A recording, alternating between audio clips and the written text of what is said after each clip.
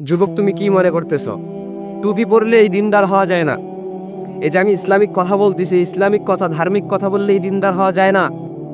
সবসময় নামাজ, জিকির আজগারের মধ্যে লিপ্ত থাকলেই দিনদার হওয়া যায় না।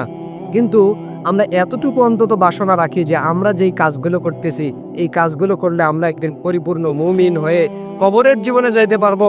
আর যেদিন আমরা পরিপূর্ণ মুমিন হয়ে পবিত্র একটা আত্মা নিয়ে কবরের জীবনে যাইতে পারবো, আর আল্লাহ পাক রব্বুল আলামিন সেদিন আমাদেরকে জাহান্নাম থেকে মুক্তি দিয়ে যদি জান্নাতে দিতে পারে, তো আমরা সেদিন মাথা উঁচু করে বলতে পারবো যে আজকে আমরা সফলতার দুয়ারে পৌঁছে গেছি। আল্লাহ পাক রব্বুল আলামিন কোরআনে কারীমের মধ্যে বলতেছেন, ফামান যুহজিহা আনিন নার ওয়া উদখিলাল জান্নাহ ফাকাদ ফাজ, যে সবচেয়ে সফল হচ্ছে ওই ব্যক্তি যাকে কিয়ামতের দিন জাহান্নাম থেকে বেঁচে জান্নাতের মধ্যে দেওয়া হবে।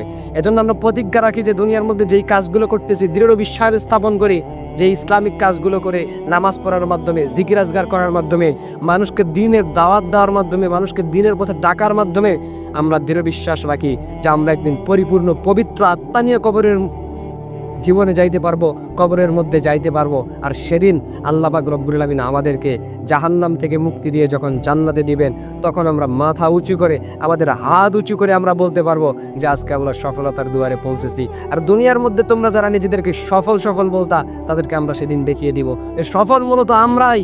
কারণ তোমরা দুনিয়াতে সফল ছিলা, আমরা আখিরাতের ময়দানে যেখানে আমরা চিরকাল থাকবো, সেখানে আমরা সফলতার দুয়ারে পৌঁছে গেছি।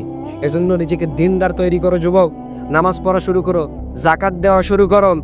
যুবক, দিনের পথে আসো, নবীর সুন্নাহ দাড়িগুলোকে রেখে দাও, চুল সুন্দর করে কাটো, হারাম নবীর সুন্নাহ অনুযায়ী জীবনযাপন করো, নবীর সুন্নাহর বাইরে কোনো কিছু করিও না। কারণ আমাদেরকে একটা পবিত্র আত্মা নিয়ে কবরের জীবনে যাইতে হবে, সেদিন আমাদেরকে সাফল্যের দুয়ারে